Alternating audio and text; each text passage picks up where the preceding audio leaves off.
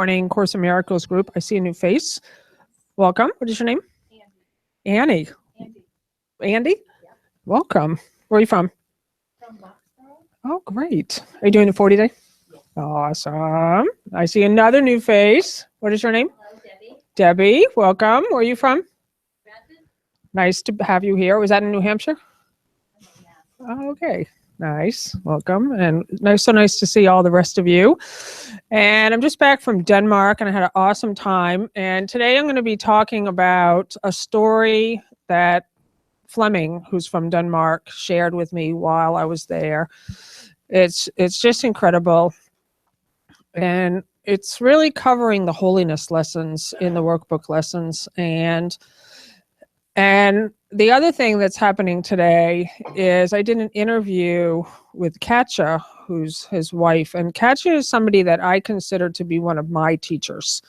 So I think it's really important that you find people in your life that are there for you when you can't quite find the inner guidance yourself, and you can just join with another.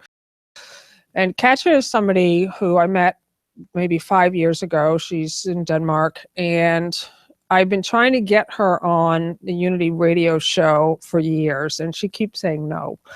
And I'm fine with that. And finally, this time she said yes.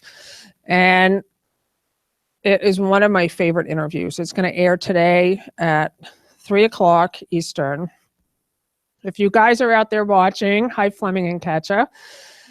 And what it is, I'm just going to talk briefly about it this morning. But right now, I'll just tell you that she really was discussing this idea of what are your hiding places? Where does the ego hide in your life? And often we have these ideas that we can just say spiritual sentences. I'm not a body. I need do nothing. But if you're blaming anybody, that's the ego hiding.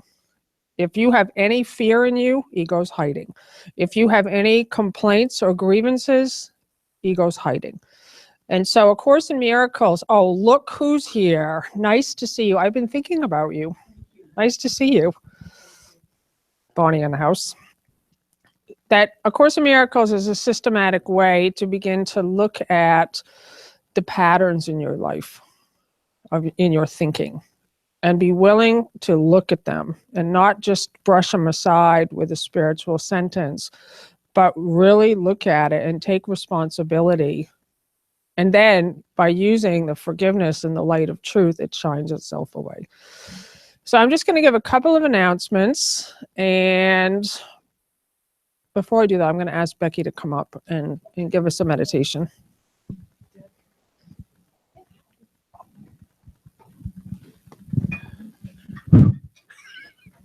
Test.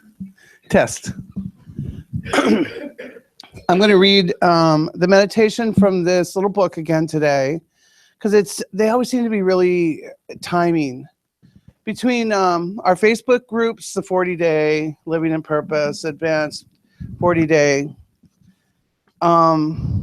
there's been a lot of postings about this subject, and I thought this was perfect to read today. And the subject today for February 24th in this beautiful book by Karen Casey is love. Fear or love, there is nothing more. When we encounter an angry family member or mean-spirited coworker, our instinct is to respond in kind. We forget they are asking for healing and help. Will we ever really change? Taking just one experience at a time makes the change manageable. When somebody lashes out at you, first breathe deep rather than respond. Next, choose to see your attacker as crying out for love. Then ask the Holy Spirit to show you who this person really is and respond with love. Following these steps may sound naive or worse, like denial of the situation at hand, but that's because our ego would rather attack whoever is close. Fortunately, the ego isn't the only voice to which we have to choose. Categorizing every encounter is either reflecting love or exposing fear, and clarifies how life works. Accepting responsibility for how we react to others indicate we're getting the message. And then it ends with, it's two opinions today, or options. What will I see? How will I see? And that's it.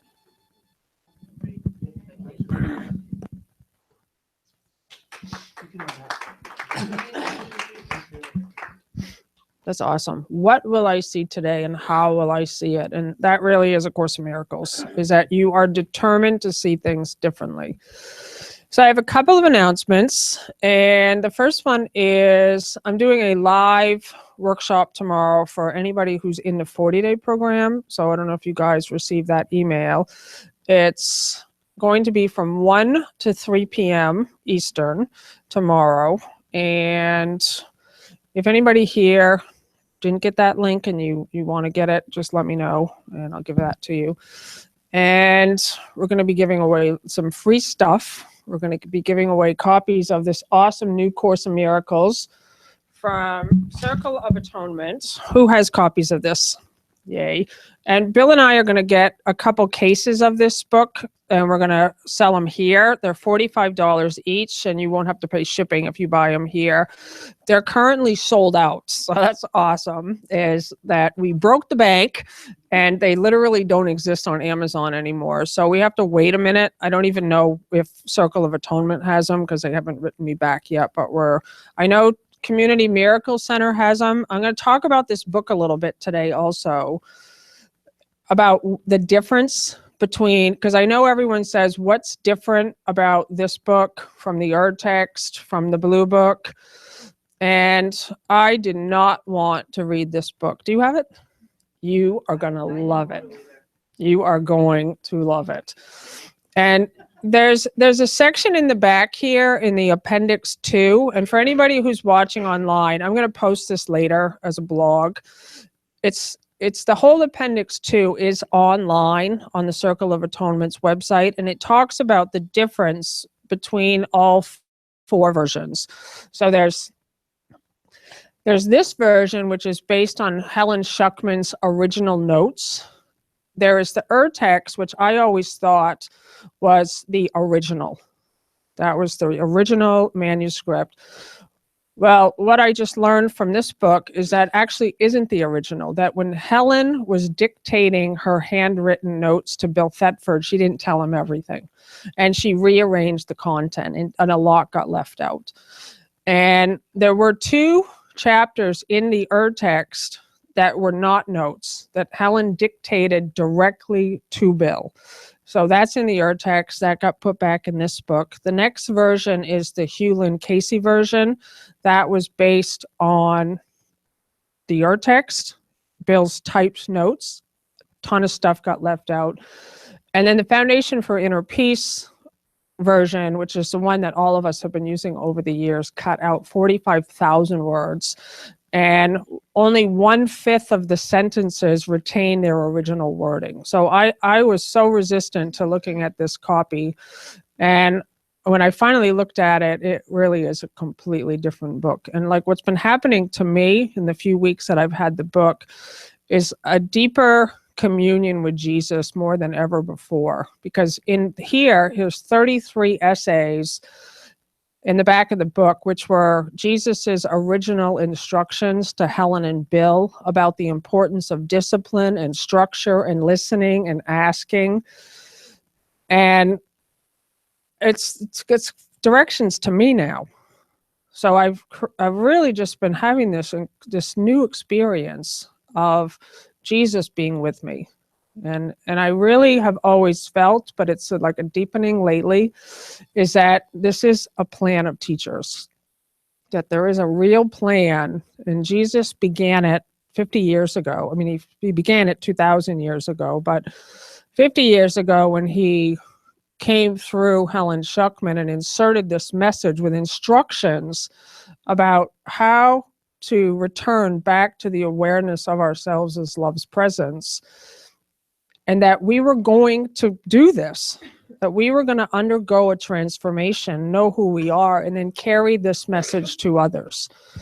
And he's very clear in this book that he needs you.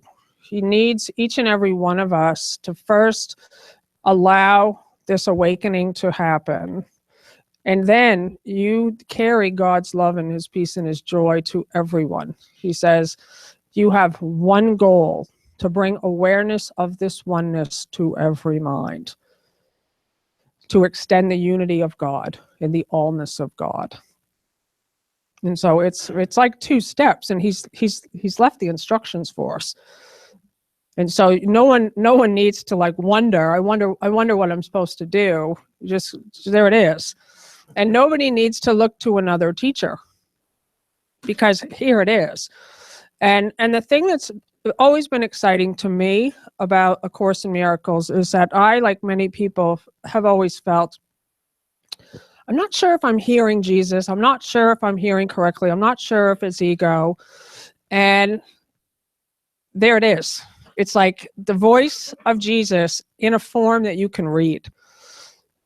So it's literally in your mind, but now it's externally outside of you. It's just like, oh, there's what he's saying.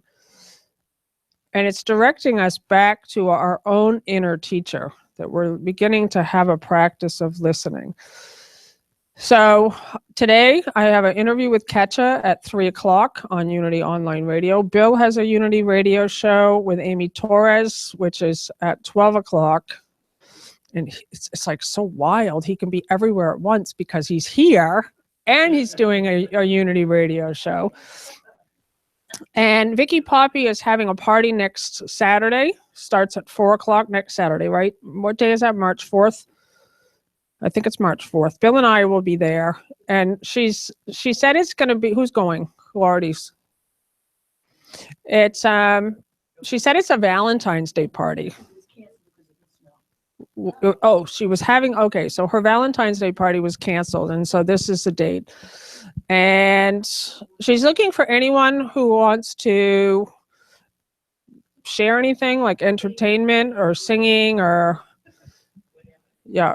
And as always, just bring something to share for food. And, yeah. And what else? 40 days. You can sign up whenever you want now. And so it's just incredible. Like it's over 5,000 people in there right now. And it's just great to see. I know it's just great to see the messages. And I wasn't sure if what evergreen means is that you can sign up whenever. We used to only have it 3 times a year. I didn't think it was going to work because I've always started with the group and took them right through every day. But I've always been very clear that I don't want people looking at me. Like I want them going within and finding their own inner teacher. And so with the Facebook group now, more people are coming in like this morning I went in there and there's 20 more people waiting to get in. And every time I go in there, there's 10 more people waiting to get in. And every day people are saying, I'm on day 1, I'm on day 3, I'm on day 37, I'm on day 15, I'm on day, and they're doing the work by themselves. They're just there doing, I don't have to be there. I don't have to post the link anymore. I don't have to post the message. And it's like everyone's getting it. So I'm grateful for that. And also Utah. So we're going to be having a big celebration in Utah. What are you laughing at? Are you going? Awesome. Al's going to Utah. So that's even more reason to want to go. And Marina from Denmark is coming. So she's coming to Utah and then she's going to be staying at our house for a week after that. So you'll meet her. She's a good friend of ours. And that's Easter. What day is that? April 9th, maybe. Yeah, whatever date Easter is, it's Friday, Saturday, and Sunday. And then Bill and I and the Teachers of God Foundation rented a room on Sunday afternoon. So a lot of people from Living in Purpose in the 40 Day are going to be there. So it's going to be cool just to be able to meet everyone who's been online, and now we can meet them in person. Monica has an announcement. Thank you. Hi. So a lot of you know that I have a program where I help people release their negative beliefs. And I have another class coming up March 2nd between 7 and 9 p.m. Eastern time. And it's releasing your self-sabotaging beliefs. So we're going to do that together. It's going to be a really powerful healing of your subconscious mind.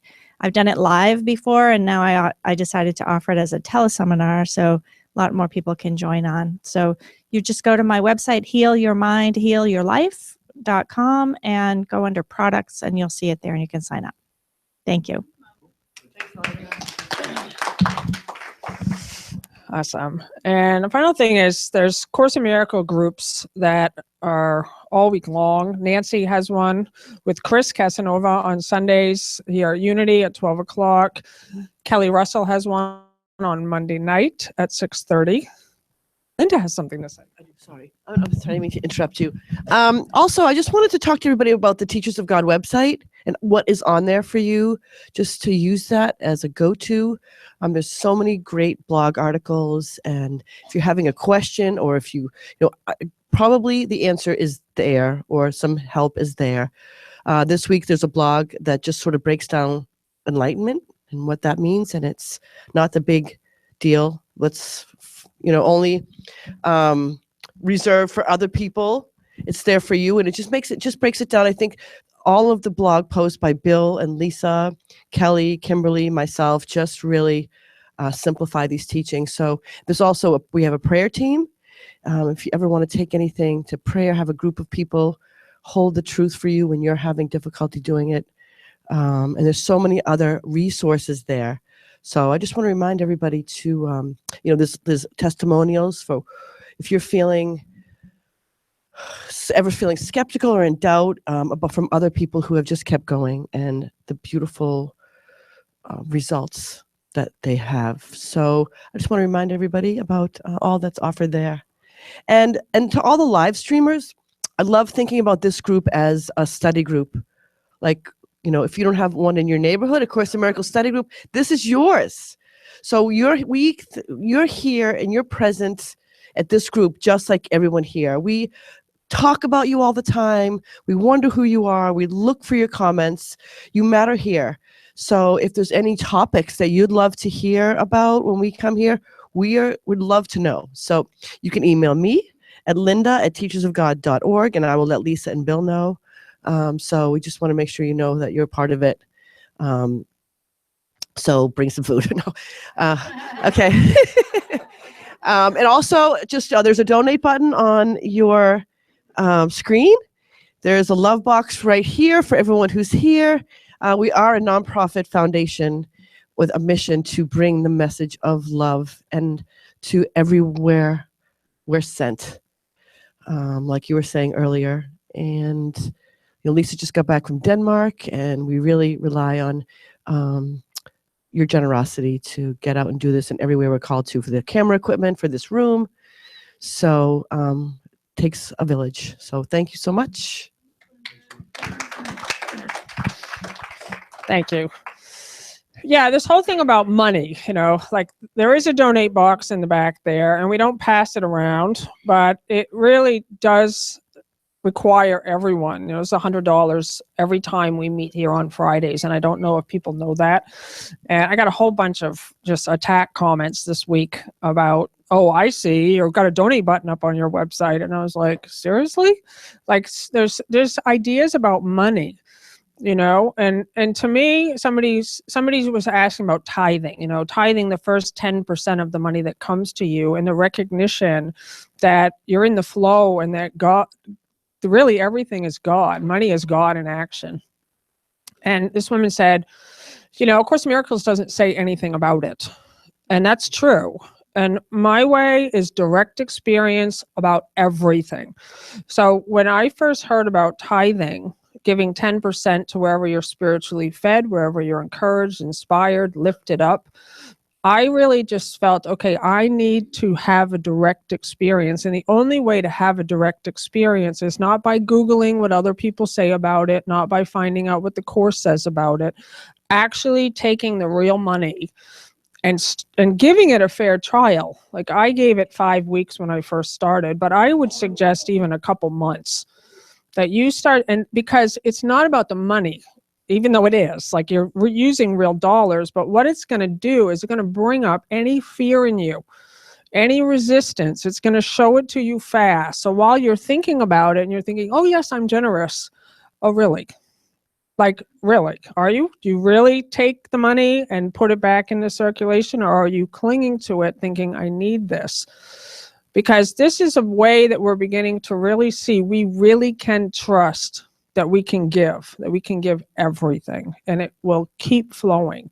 And you can't know that until you do it. And so it's always a stepping off point where you just say, I'm going to try this. I'm going to really just try this in my life.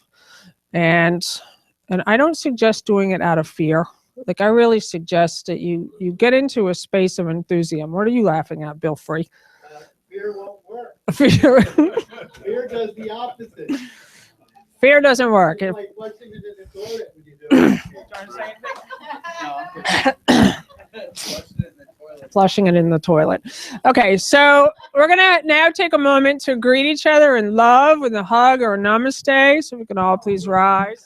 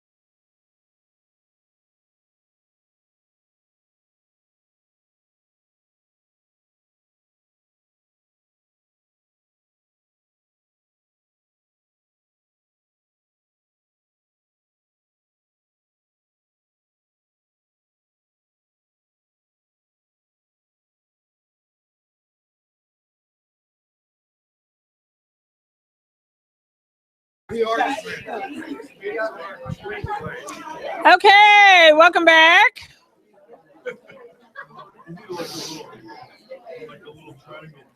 I know. Somebody says stop all the love. Yeah, just cut it up. So today, yeah, we need a bell.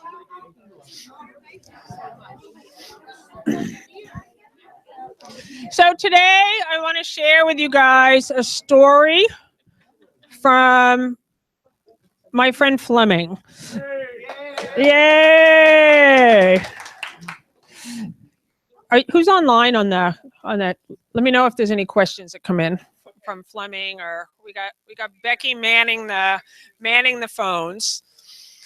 And then I want to really open this up for a conversation, because to me, what this group is not about just a teacher teaching. I really think it's important that we have engagement and that you have a chance to really get a sense of what these ideas are and how you're using them, how you're practicing them. So I was in Denmark last November. I just got back this time, but I was there last November, and I did a 2-day workshop on healing, which is my favorite subject to teach. And it's like I have this fascination with it, of how is healing accomplished really, not just what the course says about it, but because I already know what it says. How is healing accomplished? Healing is accomplished the instant the sufferer sees no value in pain.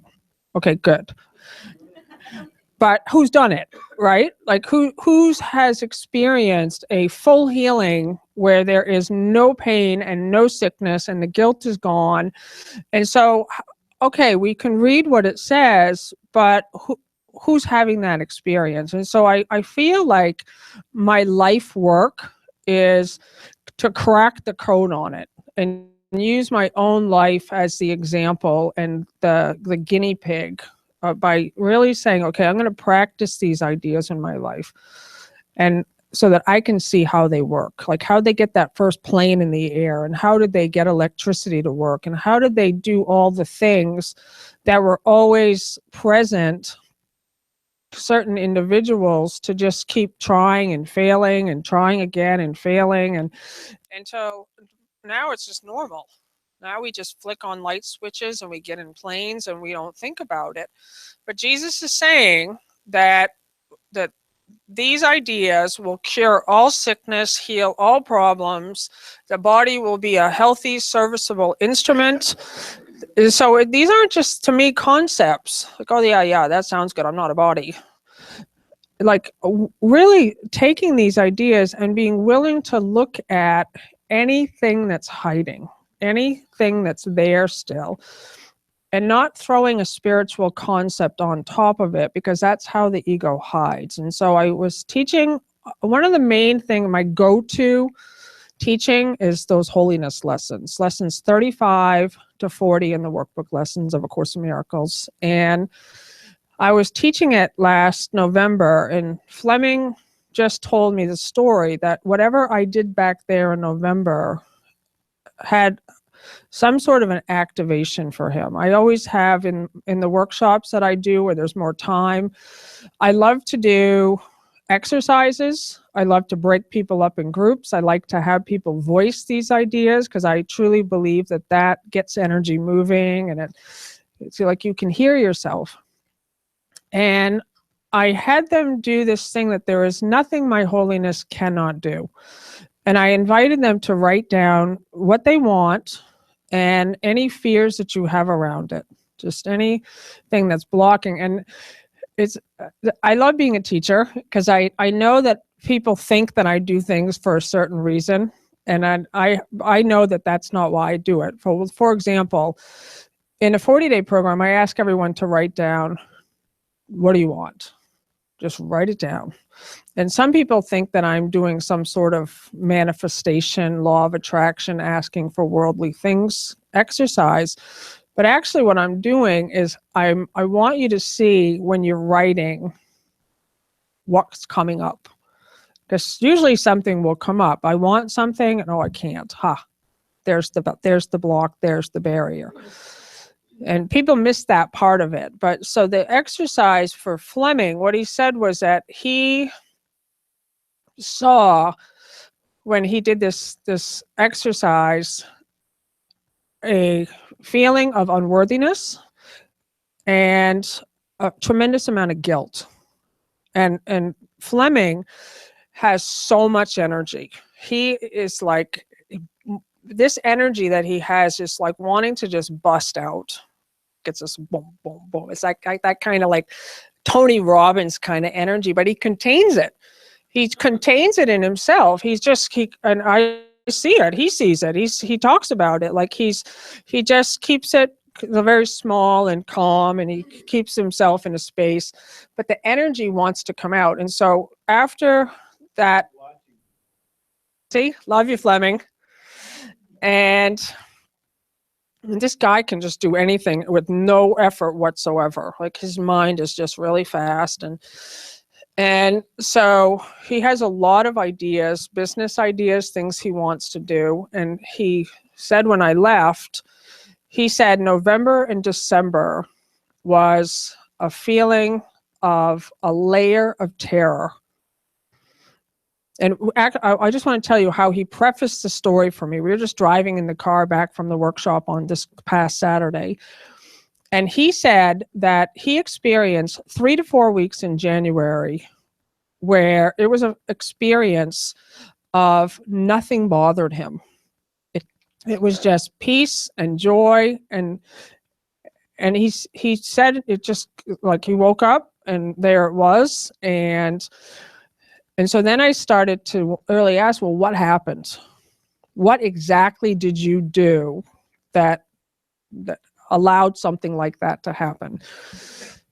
And so he said it was started with me with the workshop in November, where he started really realizing, oh my God, there really is nothing my holiness cannot do. And he was saying that holiness is the same as innocence.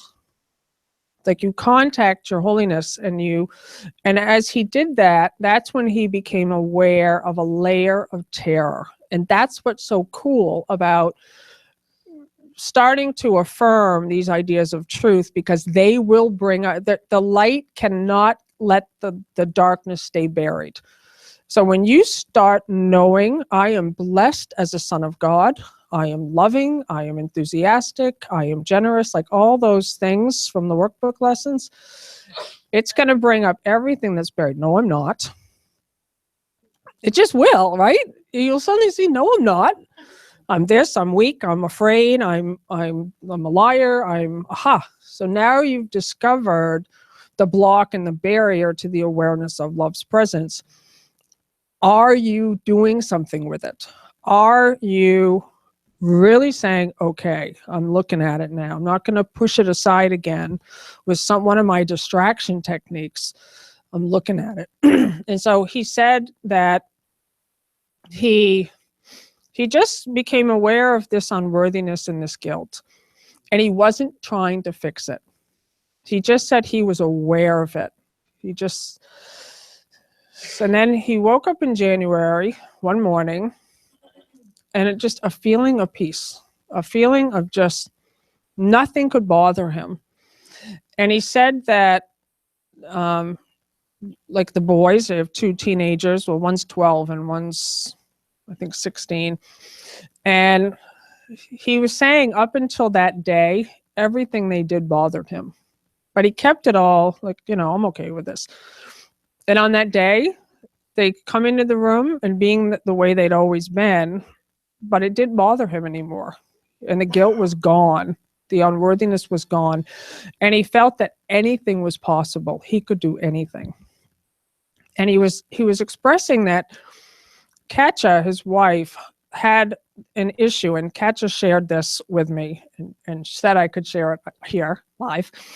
And she said that she was starting to have some issues that she was now saying to Fleming. And in the past, Fleming would have been very afraid by what she was saying to him.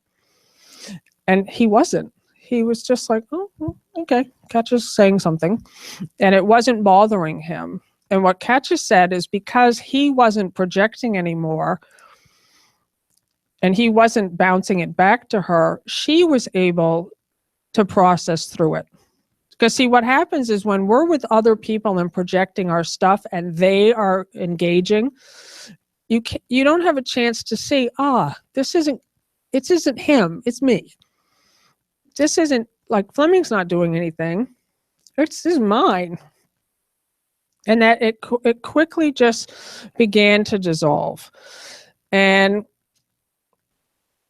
so this is, let me just want to make sure I took a bunch of notes. So he said, So an awareness of this terror, and it came from a feeling of being unsupported, feeling unworthy, terrorized, and then he had a constant feeling of peace, not being afraid. I didn't use anything to project, a feeling of I could do anything, no limits. I realized I was projecting guilt onto everyone and everything. So this feeling of unworthiness, this feeling of fear, when you don't own it, you can only do one thing, is project it on everyone. And that's why you see it. You look outside yourself and that's all you see. And you want to get rid of it. You want to like lessen that feeling. And so we just keep vomiting it out. Not feeling supported, not feeling worthy, a feeling of terror. Innocence is the picture of holiness in this world. And then he had a feeling that I'm allowed to be here. That's what he had for that 1 month. And the only thing that blocks me is the fear. If you want to see someone's holiness, look for their innocence. That's what he said. If you want to see someone's holiness, look for their innocence. Who's had this happen to them before? And how long did it last? Is it still like, has it been like, I remember Vicky Poppy telling me a story that she had this experience that happened to her, a feeling of holiness that lasted for about 6 weeks. And it was unlike anything. And she was married at the time and her husband was experiencing it with her. It's just like the world that she was living in disappeared. So who wants to speak on this just a little bit? Thank you. I'm gonna, I guess I can tell you about what happened. I had a custody battle for my kids at one point, and it took about 18 months, and I was going through sheer terror, like every morning, because underneath what I was going through, I was really feeling this sense of, I'm going to lose my kids, right? I just kind of knew it. And I didn't, it seemed like it was out of my control. We had gone through the legal pathway to do it. But at one point, what happened was the whole thing played out the way it did. And I lost custody of my kids. And they ended up, I still had custody, but not residential custody. So I saw them a lot, 4 times a year, but it was very different. Like suddenly I wasn't a full-time mother anymore. And it shocked me and it brought me into total guilt. Like, what have I done? And how did this happen? And for probably 12 years, I had this horrible guilt that I had hurt my son. My younger son went into depression when we were separated.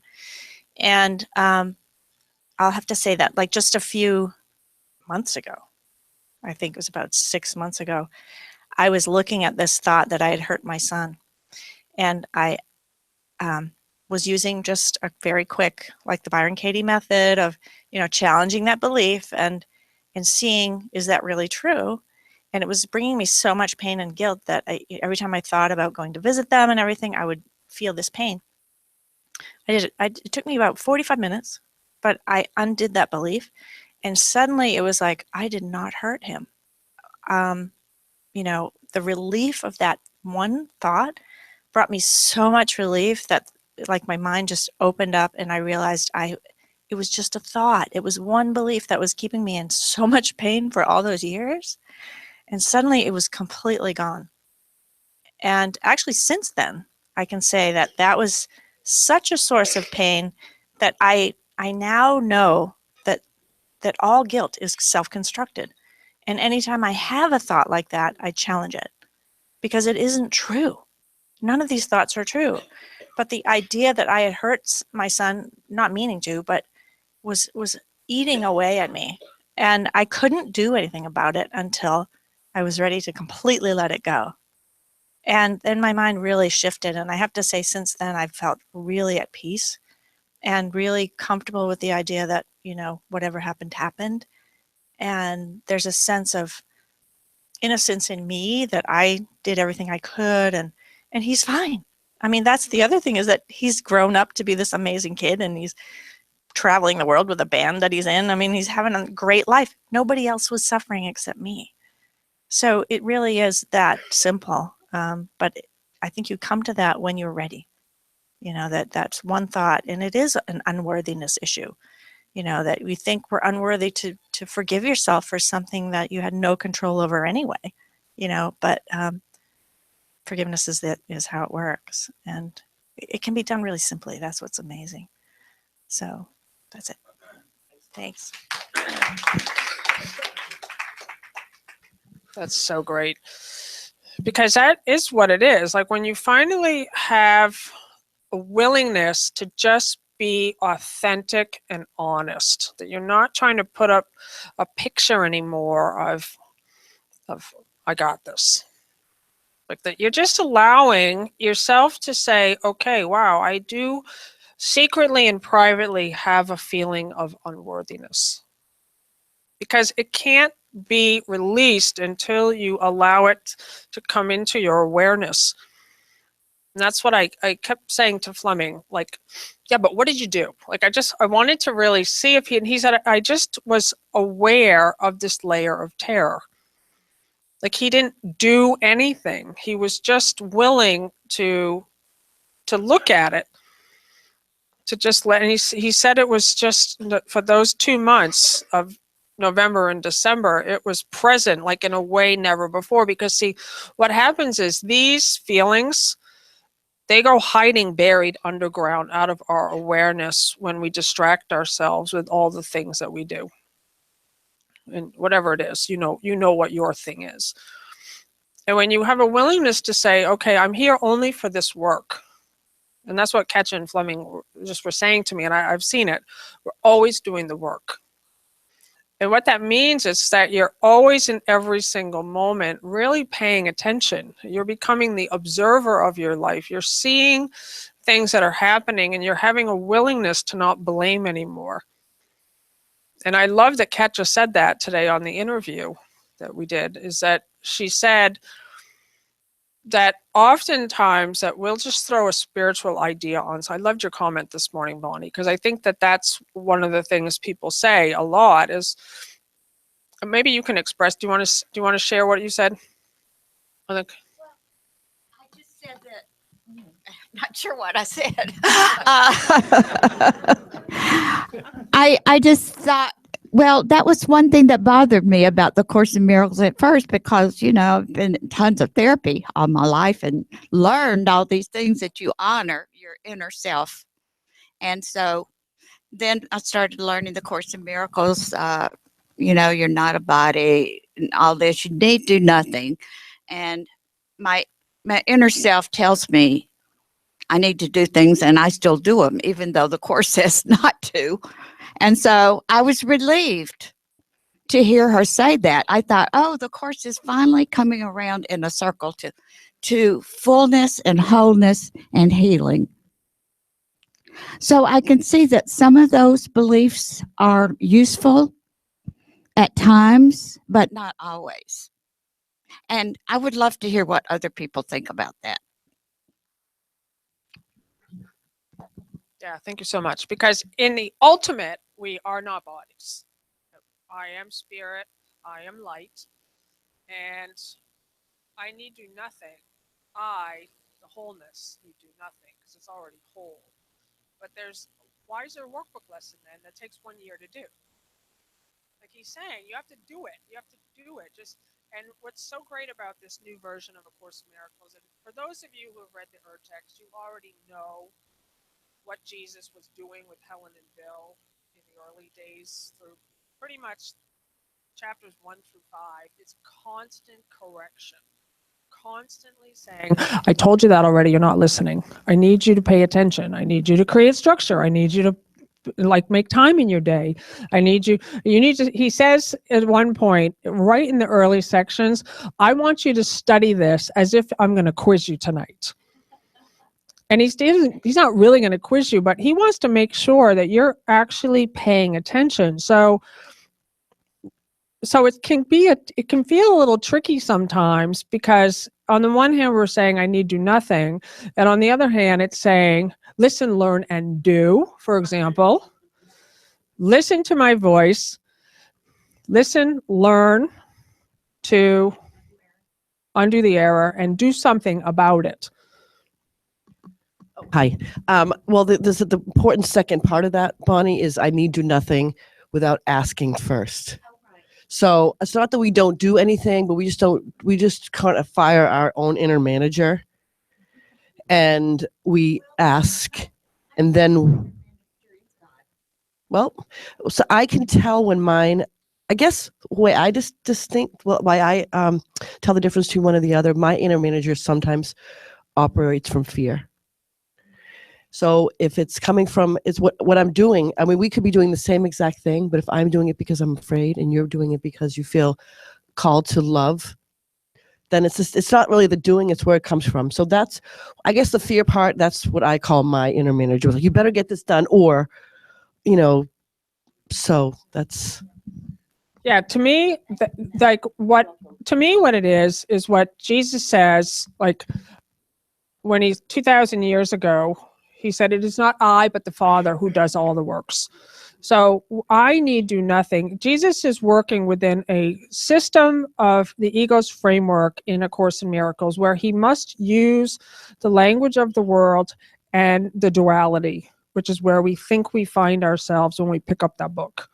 So he has to use language until the purification occurs, the integration occurs, where you know yourself, I am Christ. And then, so up until that point, like when he says, I need do nothing, is I, Lisa, limited self-identity, do nothing, because it is the Christ within that does everything. And Jesus says that. He said, when you ask, it is the Christ that's going to go, it's going to be the one doing the thing. But that's why the cooperation is needed, because I need to cooperate with that energy instead of just, I need do nothing. And it's like, no, I'm getting this feeling like I should make that phone call. I should put some clothes on and go drive in the car and go somewhere. I should go, do something. And so now we get to just look at the resistance, like where we're fighting when you get that thought to do something and it's so strong and you're like, I need do nothing. Like that's just resist it. And he even says it. And I love Jesus as a teacher because he's so confronting, and that's my style. That's why I need Katja.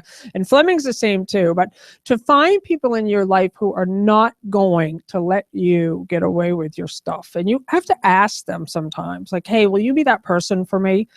Because we can't see our own blind spots. We just can't.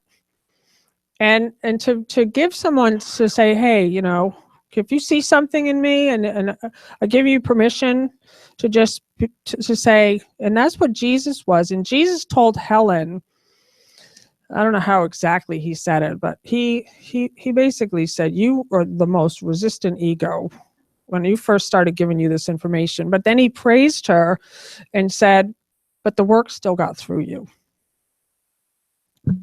So, is this on? Green light on.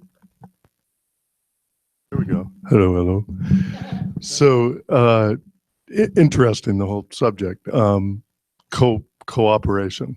And I had this vision of, I guess, a pilot, co-pilot, co-pilot being Holy Spirit, who in the Course, they talk about the translator between ego and your true I am, or as I see it. And you were talking a lot about guilt. And for me, there's guilt and then there's shame. Shame being I am bad, guilt being I did something bad. Guilt is very, I think, opens up a connection with forgiveness easier than the shame. Both of them, of course, can be forgiven. But when I heard Bonnie talking, not Bonnie, I'm sorry, Monica talking about what she did to her kids versus who you are with your kids, which is kind of different. I think once you realize that it's just what you felt like you did, not who you are, then there's room for the shame to be forgiven. And then that fear in the middle, I think, is where we connect with the co-pilot and allow the co-pilot to come in and say, you know, this is how you do this. This is the cooperation as you're talking about. That's great. Yeah, and the way that Course in Miracles describes it is anything that's not wholly joyous is fear. So like blame and guilt and shame, like you said, is all fear. It's all, and he even says even the slightest twinge of irritation, like it's fear. And so now we're doing the work. This is what it means to be a teacher of God. This is what it means to dedicate your life to the salvation of the world, because now you're willing to look at everything. And he gives us these practices where we can say, okay, I'm not going to blame anymore. I'm just going to and look at the fear. Like what Katya and I were talking about on the radio show was oftentimes we'll not want to say something to a brother because I'm not going to correct them, and because they're not outside of me, and because I'm forgiving, and but often you're going to find that it's faster that way. Just to speak up, just to join with your brother and say, hey, you pissed me off. I'm not going to tolerate this anymore. I'm not going to, and see what happens with that. See what happens when you are about to say that. And it's a tricky thing. Like, I don't want to give blanket statements here, because it's always is about listening. But see if you're afraid to talk to your brother. See if you're afraid to do something, and you're just covering it up with some spiritual idea, because this is the work where you're doing everything with kindness. You know, you're doing things with love, but you're really saying, like, I'm going to speak up now. And this Bill and I, like, we just are incredibly dedicated to this work together. And we've been through a lot of stuff that at times was not pretty. Like, it was not, and it's frustrating for the both of us, because we've both been on the path a long time.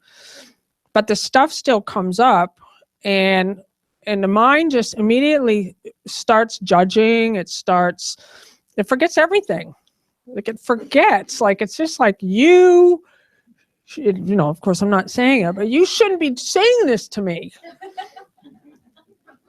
But boom, you are. So, and now if both have the dedication to not project, and in that moment, it's very difficult because it's just happening. So you create now a discipline where you catch it. And Jesus says, how will you know when you're projecting, how do you feel? You actually do know when you're projecting. You do know when you're judging. You do know when you're blaming. And I just want to make sure that I get, he found his journal. Fleming gets up every morning very early and writes in a journal. And he said, so I said this already and I love it. If you want to see someone's holiness, look for their innocence. You would know this state. You are allowed to be who you are. Everyone else is allowed to be who they are. This state of being is your own always. You only see and experience what you desire.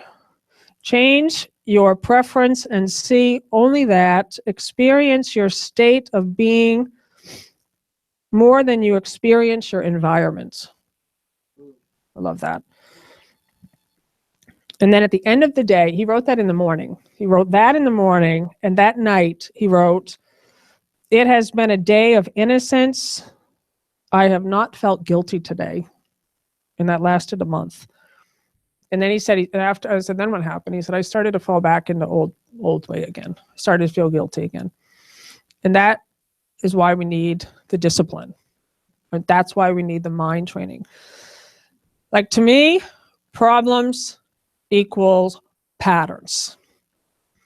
They do. If you have a problem, there's a pattern going on in your thinking. And you need to look at it. To look at what the pattern is that's causing you to think you have a problem. Because if you put me next to someone, and I see it all the time on the Facebook group, is they think they have a problem, and I read it and I'm like, yay. I don't see it as a problem. But if I have something going on in my life and I think it's a problem, or if it's a pain, there's a pattern going on. It's going on in my subconscious, and doing the work is being determined to find out what the pattern is. What's running the show, and being willing to redirect the energy. I am determined to see things differently, and you break the pattern. You just keep being determined, and this is the work. It's just, and what's happening is a purification where the light shines away the illusion. Bill? I don't think that's Oh, on. his battery's out.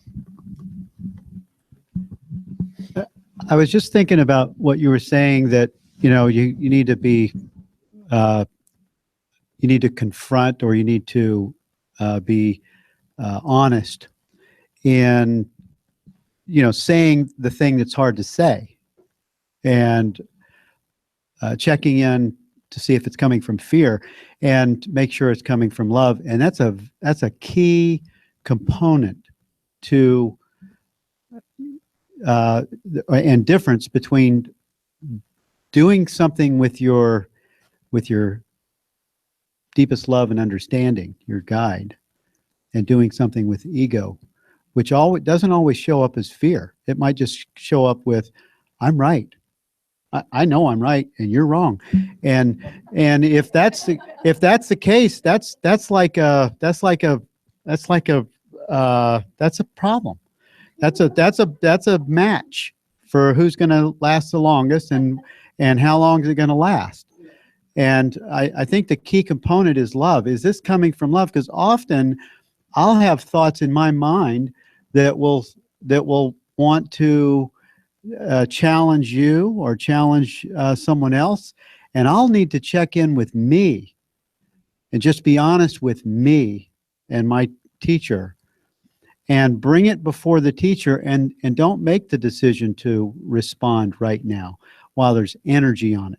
But the Holy Spirit will give us that perfect place where it not only will feel loving and peaceful for me, it'll also be loving and peaceful for you or whoever I'm speaking to. So that little piece that is the important component is asking and waiting, not being in a hurry to get a reaction or a response or your answer. Really, that's where I find myself all the time, is I'm watching that other manager that wants to manage my life, and I see it running its story or judging something, and I need to not respond or react to that. I need to really say, wow, look at that thought, and give it to my teacher. And I think that's the big difference. And also, whenever it happens with you and me, I've noticed that when I check in and it's coming from a place of love, it's always going to be responded. Your response is always going to be a mirror of my own love coming back. Yeah. Thank you. Yeah, and I really encourage you guys to get this new copy of the book, of Course in Miracles, because there's 33 essays in the back, and in one of them, Jesus describes something that Bill just talked about. Is Helen and Schuckman and Bill Thetford were often at odds with each other. Their relationship was very strained, and she was blaming him at one point, or probably a lot, but she was blaming him for something, and she received a revelation from Jesus, and Jesus said, the reason you received that revelation is because you blessed Bill instead of blaming him, even though you knew, like, she was frustrating at him, and she could have listed all the ways that she was right and he was wrong and he wasn't supporting her, but she chose consciously to bless him. And because she blessed him, she received a revelation. And to me, that's every reason now. That could be like enough reason for every single one of us in this room to drop our grievances now. When we're going to, judge somebody or want to be right. We can say, no, I'd rather receive revelation. I'd rather receive miracles from now on. That is just more interesting to me. And, he says that the miracle worker can only bless. So you start to see yourself in this new way. You start to see yourself as a teacher, a healer, a miracle worker, a light worker. You've been sent by God to carry his love and his peace and his joy to all the places you go. And now you keep it in your mind all the time. This is my assignment. This is why I'm here. And Jesus, he's so clear. I mean, it's so, if anybody's read the book, and it's just, he says, you were with me then, 2,000 years ago. We were his disciples. Every single one of us was there 2,000 years ago. And I am with you now. So it's an incredible thing that mind, like I've been thinking about that. Like I've expressed before, how I have a deep connection with Mary Magdalene. And so I was thinking, and I know that the mind of every single disciple is in all of us. We were all 12 disciples. Unity has this great, thing where they show like all the different chakras and the disciples and how they show up in your mind.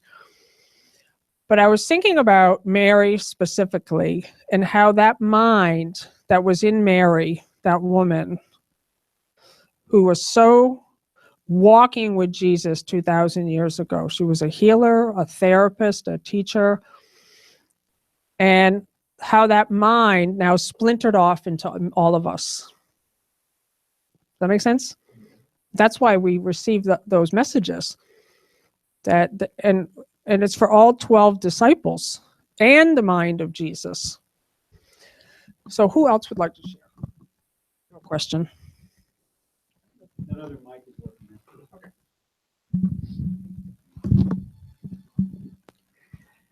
I had an experience around 15 years ago where I experienced pure, unadulterated fear. I couldn't function. My husband wanted to hospitalize me, but I knew it was an ancient hatred, really, and I thought of it as being an ancient hatred of myself. It was I had no worthiness. I felt that my father had taken away my innocence as a young girl, and I just kind of moped around. I functioned on a daily basis and did what I had to do, but the fear just gripped me. It just gripped me. I couldn't function. I was making decisions about putting in the kitchen. Everything was second guessed. When the kitchen was finally done, I remember coming down in my pajamas and looking at it and having no value to it. It was just nothing. There was nothing. And I waited it through because I knew I was going through a transformation. And boy, was it a transformation. Woo-hoo! My husband didn't understand it, but he just lets me do whatever I have to do. Doesn't matter what I do in life, he lets me do it. He's a great guy. Love that guy. We all feel he's the only one that never had to do the course. He just is the course. He's the course. And one day, it was just over. Just over. And I didn't know it was over for months because I was living the course and didn't know I was living it. I went around the world by myself for a year. It ended up 3 years. And I didn't know I was being led until I came back to the States. And I saw life as a globe. And I saw me all the way on the outside of the globe. And that was me being led by God. And I didn't realize it. I was led from place to place. I wanted to see the Taj Mahal. I wanted to see the top of Mount Everest, which I never made, but I tried. Not the gear, but, trekking in the Himalayas, and et cetera, et cetera. So when I went through this, my experience was I didn't know I was living everything till one day something happened and I dropped back into the world of the people. Something just was said to me. I don't know what it was. It was an incident. And I went, wow, I've been living, just being.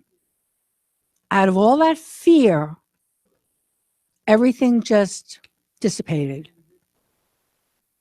And so I have a lot of those experiences today where I just be and only know I'm being by dropping back down. It's the only way I've known I've been. You know, it's the only way I can describe it.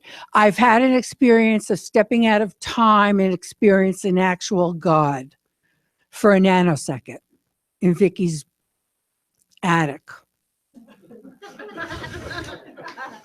About 25 years ago, when we were all nuts doing the master teacher. Oh my God, that was a time. But I mean, really just stepping out of time and knowing there was no time. You know, but that was totally different than living and walking and experiencing life on life's terms and then finding out, I'm not going to experience life on life's terms, and here you come. So that's my experience of how I experienced the course.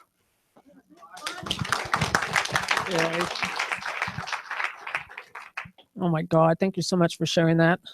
And that's exactly how it is. And I know everyone's had that experience, every one of us. So to me, I don't even think we need to teach how that happens. To me, it's staying in that space. Like, and what you said too is that you were willing to stand in the discomfort. You didn't say it like that, but that's what it is. Like, I think so often we just think, I don't want to stand in the pain. I don't want to look at it. I'm just going to distract myself some more.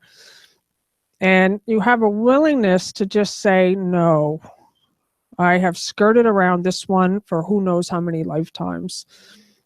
And this time I'm going to look at it. And that's what has to happen. You have to look at it. We have a few more minutes. Who else wants to share something? No, it's okay. I really love how you were saying when you see a problem, there's always a pattern. And sometimes I can see the pattern, and just what Bonnie just said, I just put myself through it. With someone I dated for a couple months. I saw the pattern from the get-go, and I wanted to release this pattern so badly after my divorce, but I knew I knew there was something in me that knew, Holy Spirit, that I needed this one time to see how this is going to pan out, and it's not going to. And I already knew it. So I kind of was already stepping back from it, but I'm watching it. And I was able at the end to say, I really needed this one more thing. You don't like to speak. I like to talk. You're perfect the way you are. I'm perfect the way I am, but together we're not good. So I need to part away from this. And I thank you from my heart and soul that I saw the pattern, but it brought me to a place, finally brought me and dropped me into a place where I would seriously rather be sitting by myself with my animals and God and doing my work and helping other people than to think I can fix a human being, especially a man. And that was my thing. That was my thing from the time I was a very little girl. And I wrote on it and everything. And it went way back because I had a father die in front of me as a little girl. And I've always thought, I will fix you. And if I fix you, you won't abandon me, and I'll be happy and you'll be happy. And I could always see it, but I couldn't stop it. And this time I was able to stop it. And this time I was able to say, thank you. Wow. Awesome. I could see it from the beginning, but something said, keep going that way. It's not going to last much longer, maybe another month, but you need to feel this and see it. And I could feel it. Every time I do it, I could feel it. And I was like, I needed that because that pattern needed to be broken. And I just feel like very, very content now. Like Bonnie said, I've dropped into who I truly am. So I loved when you said that. If it's a problem, it's a pattern. And I've got to stop the pattern, no matter what it is. Yeah, and I'm just gonna just to close with this before we join in prayer, this is where we need our brothers, because our brothers push our buttons. They do. You can't just sit and read the Course in Miracles at home. You can't. You can't think you're going to get this on a mountaintop. And it has happened. You know, when you look at Buddha, you know, who just did every extreme. Like, he was a guy who was of extreme wealth, had everything material, and realized, no, not that. He went to the other end as a man to extreme poverty and fasting and that whole thing of sacrifice, and I'm going to get the enlightenment this way. Didn't work that way either. And then you realize there's the middle path. There's a path of just, of letting go. Of really just seeing like, okay, I'm not going to try to do it my way. That I'm going to allow this experience to have its way with me. And then it does. And then you're in the world, but you're not of it. I love you so much, Nancy. You're like, every time I look at you, you're like 5. 5 years old. Do you want to share something? Our final. I don't know quite what I want to say, except that I've only been in New England now for about 2.5 years, and I've come to this group virtually every Friday I'm in town in that whole time. And I just feel such a huge growth and transition in me, and also virtually everybody else who's here. And it just brings me great joy to see that we are doing this together. And we're on the path holding each other's hands. Oh, and another thing that when you were saying brother, sister kind of thing, I was thinking, I think a lot of the language that came through Helen when she was working with Bill, I actually often think, okay, Jesus is talking right now to Helen and Bill. You know, it's like your brother is bothering you, or he's got the key and you're ignoring it, or whatever it is. And it's really is for all of us. But I can also imagine that in the very beginning, it was really Jesus talking to Helen, the female scribe, about her brother who she needed to get this out. Thank you. And I encourage everyone to read Appendix 2, to go on the internet if you don't have the book and type in Course in Miracles Appendix 2. Or go to the Circle Atonement, and you'll see all that. They have tons of sections online. But they talk about all the places in A Course in Miracles where the Foundation for Inner Peace changed the singular plural to the singular you to the plural you. They changed so much where it's so much clearer when you see that Jesus is speaking to you. And it's just like incredible to see like how that, because tiny little change, it seems like not a big deal, but it actually is a big deal. So yes.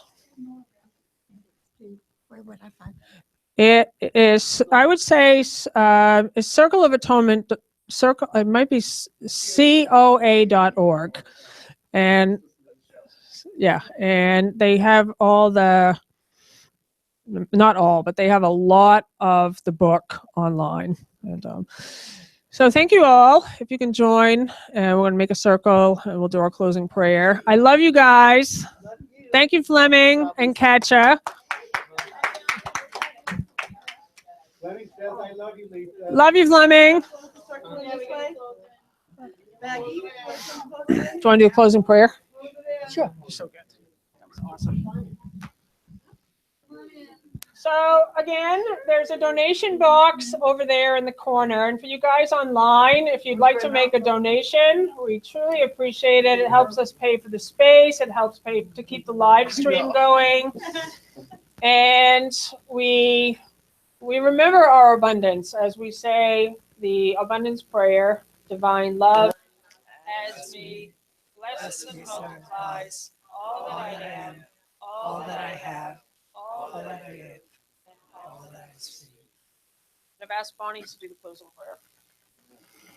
Dear Jesus, thank you for bringing us all together this morning, that we may share our love and our joy and our blessings, and all our camaraderie, and all our love. coming together to really be your son, your love, brothers and sisters, that we may understand there is no such thing as fear, only love. And we're experiencing that at this moment, in this time, that we may only walk with you and love each other in the moment. Amen. Oh my God, that was so good.